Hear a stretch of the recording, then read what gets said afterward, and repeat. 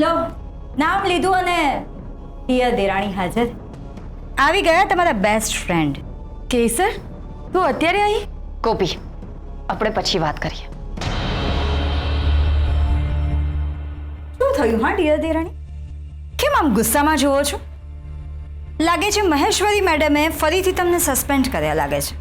ભાભી, મેં તમને કાલે બહુ જ શાંતિથી સમજાવ્યા હતા, તો પણ તમે તમારી જાત બતાવીને. કેસર, શું થયું છે? એ તમે આમને જ પૂછી જુઓ. શું પૂછે? તમે શાની વાત કરો છો?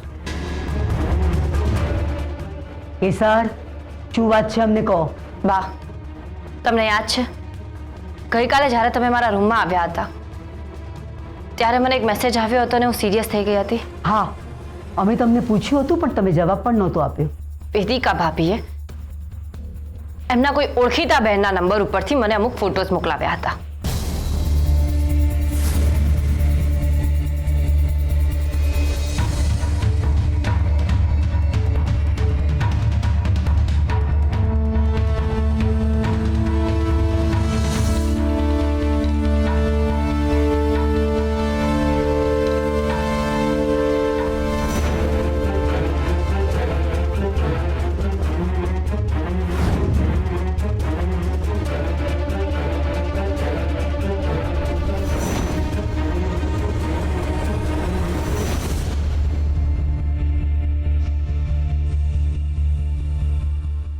બા, મને હમણાં એક માણસનો ફોન પણ આવ્યો.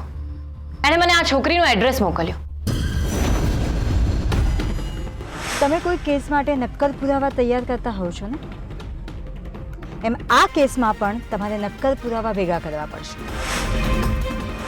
એ છોકરીની આખી કુંડળી કઢાવો, એનું નામ, એનું એડ્રેસ, એ ક્યાં રહે છે, એની બધી જ ડિટેલ્સ અમારી સામે હાજર કરો. અને કહ્યું કે અમદાવાદ જઈને ચેક કરો તમારો હસબન્ડ આની સાથે લગ્ન કરીને રહે છે કે નહીં.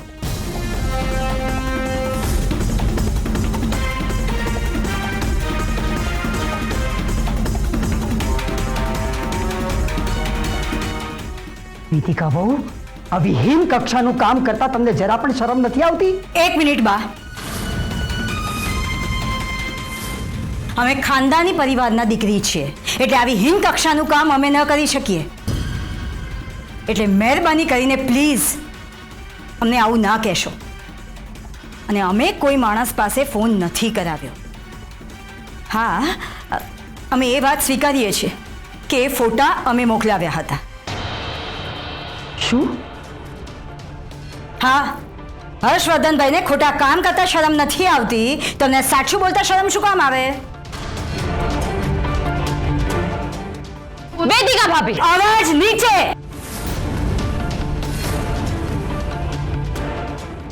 આ ફોટા ફેક નથી, સાચા છે.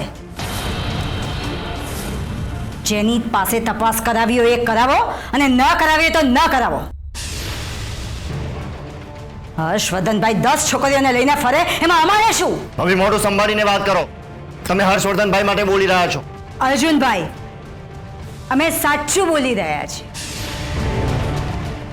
અને પૂરેપૂરી સભાનતાથી બોલી રહ્યા છીએ. હજી કંઈ સાંભળવું છે? તમને તો આ બધું ખોટું લાગી રહ્યું હશે ને? અમે એમના સોગંદ ખાઈને કહીએ છીએ કે આ ફોટા સાચા છે.